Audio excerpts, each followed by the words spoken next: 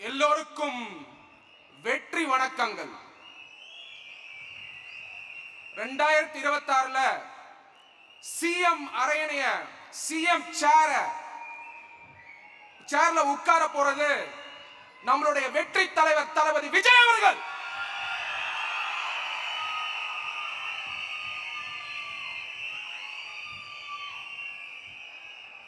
முதல்ல தாவேகாவுடைய கட்சி ஆபீஸ்க்கு போயிருந்தேன்.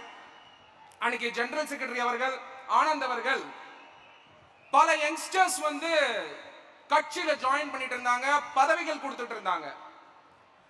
அறிஞர் அண்ணா அவர்கள் கண்ட கனவு, பாபா சாஹிப் டாக்டர் பி.ஆர். அம்பேத்கர் அவர்கள் கண்ட கனவு,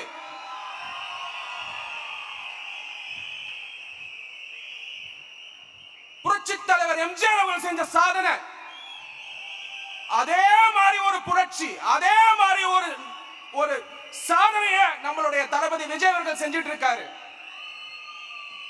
தீய சக்தி திமுக சமூக நீதி பேசுறாங்களே தவிர அவங்களுடைய கட்சியிலேயே சமூக நீதி கிடையாது. ஆனால் வெற்றி தலைவர் தளபதி விஜய் அவர்கள் நம்மளுடைய கட்சியில சமூக நீதியை கொண்டு வந்திருக்காரு. எல்லா மாவட்ட செயலாளர்களும் எல்லா தலைவர்களும் ஒரு சாதாரண பின்புறத்திலிருந்து வந்திருக்காங்க. சாதாரண பின்புறத்தில் தாவேகா என்பது ஒரு தலைமை இயக்கம், தலைவர்களை உருவாக்கும் இயக்கம்.